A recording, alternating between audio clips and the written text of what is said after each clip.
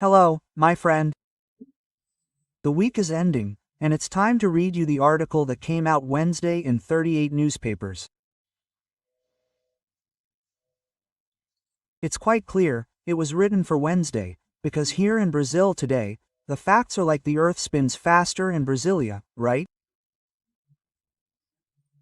It's incredible. And the topic is this one that's out there in everyday life.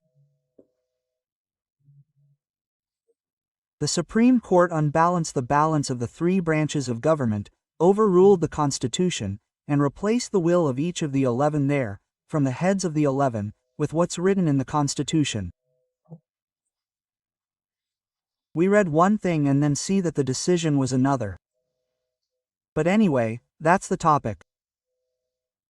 Remember to subscribe.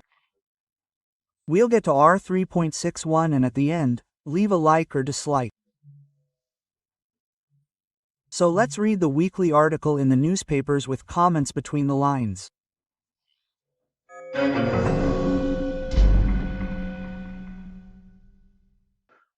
The title is, The Spell Against the Sorcerer.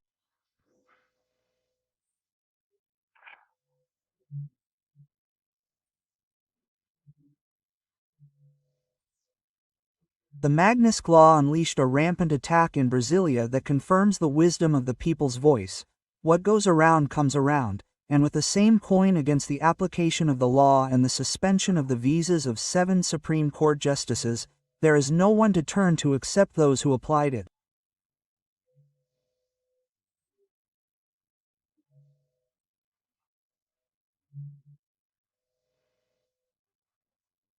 If they want to appeal, they will appeal to Trump's Secretary of State or Trump's Secretary of the Treasury or Trump.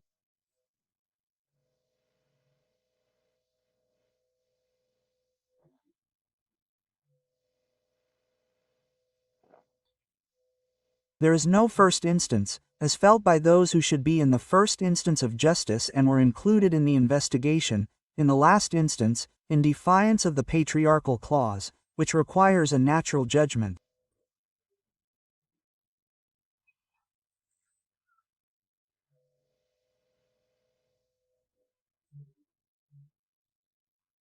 And when Magnitsky proves capable of extending to the family of the sanctioned, it is impossible not to recall the threat to Lieutenant Colonel Mauro City that if he did not speak out, the investigation would affect his father, his wife, and his eldest daughter.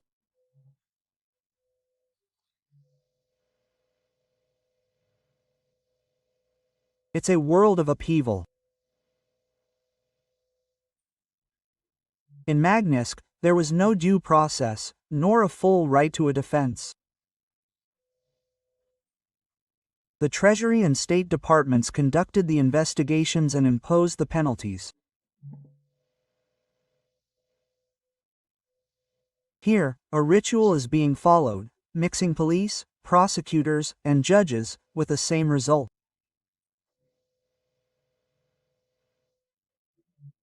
In both countries, Brazil and the United States, the motive is political.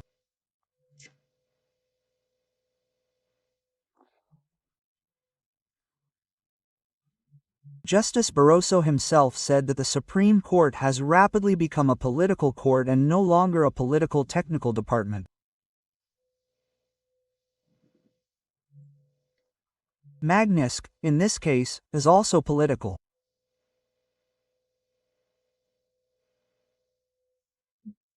One defends freedom of expression. The United States. The other claims to have saved democracy.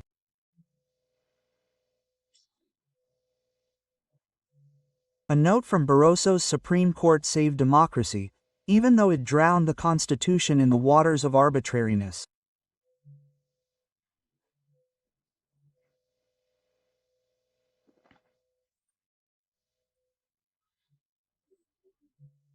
The law sanctioned by Democrat Obama was motivated by the suffering of Russian lawyer Sergei Magnitsky, who was arrested, tortured, and died in prison.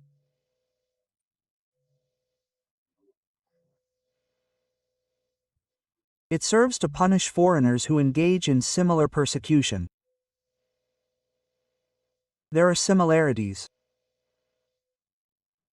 Here, lawyer Felipe Martins was arrested and held in solitary confinement to extract a plea bargain from him that would justify accusing Bolsonaro of being a coup plotter.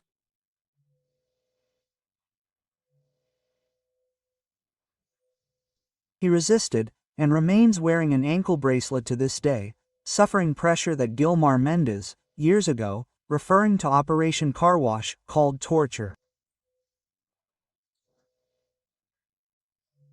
Gilmar Mendes said, "Arrest him and stay in prison until he decides to be the plea bargainer."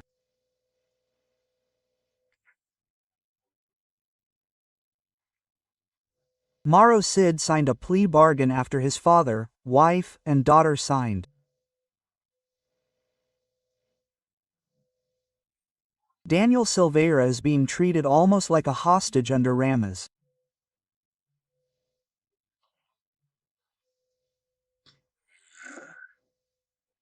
Now he's been granted leave by A. Morais to be taken from the penitentiary for hospital treatment because the penitentiary, an agricultural colony, said it doesn't have the clinical conditions to treat what's on his leg.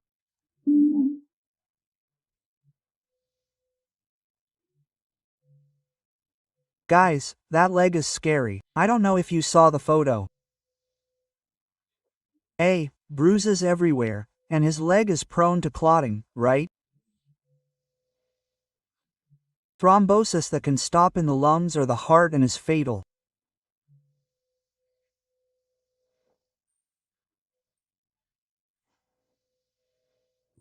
Well, and like being gay, Klesau died in prison, despite requests from the prosecutor's office to be treated at home.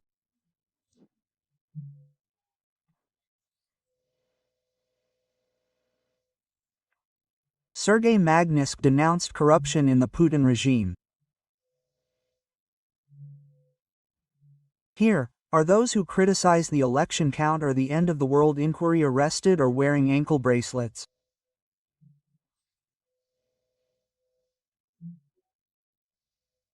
So, we have similarities here that show us why the law is applied to Brazilian authorities.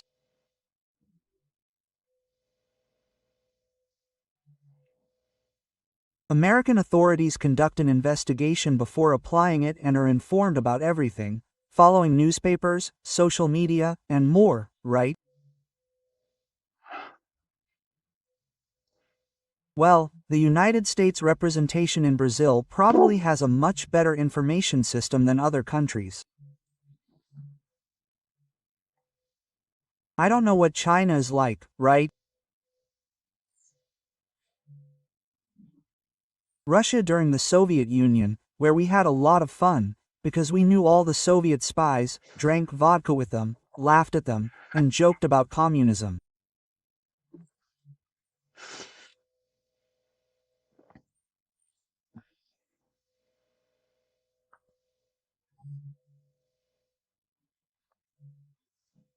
Yes, there's a Cuban ambassador who is a very well-known figure in Cuba, an ambassador here, who told me that Fidel Castro learned to govern with an English car, because he shifts gears with the left, but drives with the right.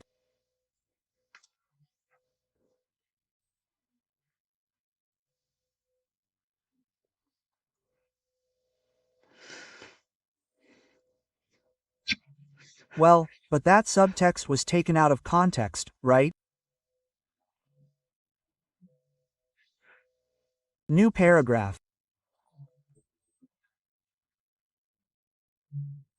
The Supreme Court justices were betrayed by their courtiers, and their deceptive applause in the media and auditoriums.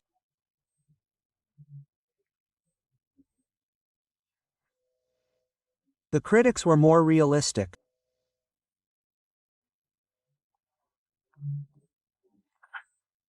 There were even close ones showing the way, like Marco Aurelio, Fuxes, and Andre Mendonça, but they refused to follow the path of the most intelligent of virtues, that of humility, which, in the mildest hypothesis, would indicate nullifying the investigation that began without a public prosecutor's office and is already 6 years old, and sending the January 8 case to the first instance, where criminal acts can be individualized and appropriate punishment applied to those who vandalized public property.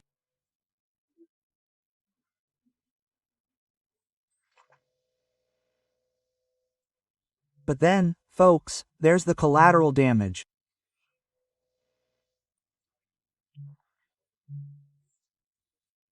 Magnus under Moraes can drag his supporters into the Supreme Court and on the streets.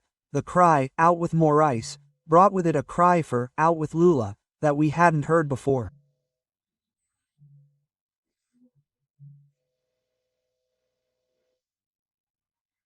Now Moraes has taken another step forward with Bolsonaro's house arrest and can then provoke further Magnitsky law actions against his supporters. Last paragraph.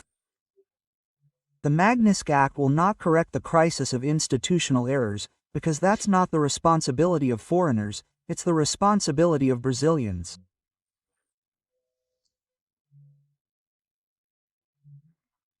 But it shook up responsibilities and brilliance so much that even the fear imposed by political arrests was swept away by the north wind, and people took to the streets on Sunday in almost every Brazilian city.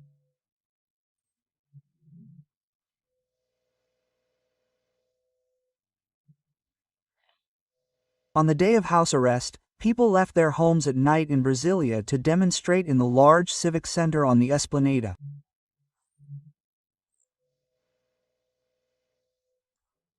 People are no longer afraid to go out.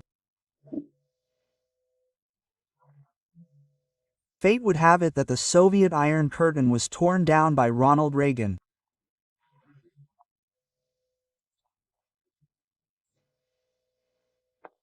A Republican like Trump, who wants to tear down a toga-colored curtain that has been lowered over the mouths of Brazilians from Cabaré to Chuiui.